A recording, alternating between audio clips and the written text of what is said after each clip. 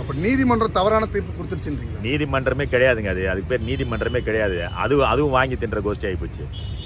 அங்கே இருக்கிறவெல்லாம் வாங்கி தின்னுட்டு வேலை செய்கிற மாதிரி இருக்கிறான். அங்கே நியாயம் எங்கே இருக்குது? ஒரு நாலு ஜட்ஜி கொடுக்குற தீர்ப்பை இன்னொரு ஜட்ஜி கிட்ட போனால் இது தப்புன்னு சொல்கிறாங்க. அப்புறம் அதில் எங்கே நீதி இருக்குது? நீதினா ஒரே ஒரு நீதி தான் இருக்கணும். அதை எவனாலே மாற்ற முடியாது அந்த நீதியை.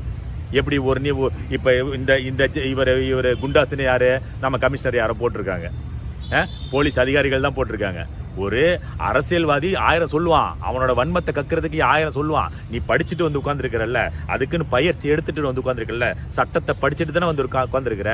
அவ்வளோ பெரிய பொறுப்புல வந்து உட்காந்துருக்கும் போது இதை நம்ம செய்யணுமா செய்யக்கூடாதுன்ற ஒரு அந்த அந்த அந்த பதவிக்கான மரியாதையாவது அந்த கொடுக்கணும்ல. ஐயா இதெல்லாம் செய்ய முடியாது, இந்த ஒரு செயலுக்கெல்லாம் இதெல்லாம் செய்ய முடியாது, இது செஞ்ச ரொம்ப தவறா போகணும் நீ சொல்லணுமா இல்லையா? அவங்க கொடுக்குற காசுக்கு வாங்கி தின்னுட்டு பீய தின்ற மாதிரி அந்த வேலையை செய்றீங்களே, வெக்கமா இல்லை? அந்த பதவிக்கு அசிங்கண்டா அதெல்லாம்.